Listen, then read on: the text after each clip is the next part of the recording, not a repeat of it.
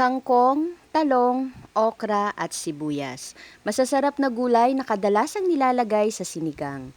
But for today's video, gagawin natin yung masarap na merienda, pang-ulam at pwede ring pang-pulutan.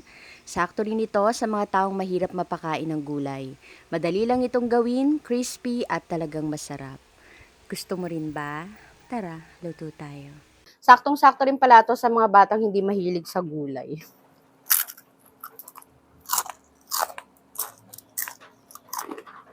Yung mga gulay pala na gagamitin ko dito ay yung mga paborito ko. Pero kung meron pa kayong ibang gulay na gustong gamitin dito ay po pwede rin naman po. Sa okra naman, tanggalin lang natin yung ulo, then hatiin natin ito sa gitna.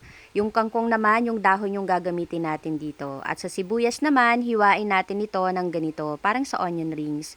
Yung talong, mamaya ko na po yan hihiwain para hindi mangitim. After nating maihanda lahat ng mga gulay, next na natin gagawin dito yung butter mixture. Bali, pinagsama-sama ko lang dito yung all-purpose flour, cornstarch, baking powder, salt, pepper, at seasoning granules. Haluin muna natin ito bago tayo maglagay ng 2 1/4 cups ng cold water. And shoutout kay Mary Grace de la Cruz from Cavite, Shirley Salugao from USA, Wilma de la Cruz, and Jocelyn Humawid. Thank you so much po. At sa pagluluto naman nito ay magpainit lang tayo ng mantika. At pagka mainit na nga yung mantika, hinaan na natin yung apoy para hindi masunog at maluto ng maayos itong ating piniprito. Inuna ko na palang niluto dito yung okra. After itong maluto, tanggalin muna natin yung mga natira dito sa mantika bago ulit tayo magsalang. Next kong lulutuin ay yung puting sibuyas. After ng sibuyas, next na nating lulutuin dito ay yung dahon ng kangkong. After ng kangkong ay yung talong naman.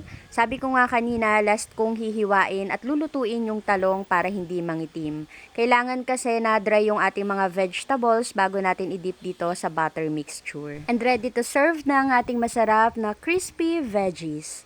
Gusto mo rin ba? Tara, kain tayo. Hello everyone! For today's video, isang healthy na snacks naman ang ating ginawa ngayon. Actually, ito pwede rin itong iulam pero mas gusto ko itong kinakain ng ganito lang. Ang ating crispy veggies. So, kahit na anong gulay, pwede nyo gamitin dito. Pero ako, ang niluto ko, yung mga usual o yung mga paborito kong gulay. Yung talong pala, nung ipiprito ko na, tsaka ko lang siya hiniwa para hindi mangitim.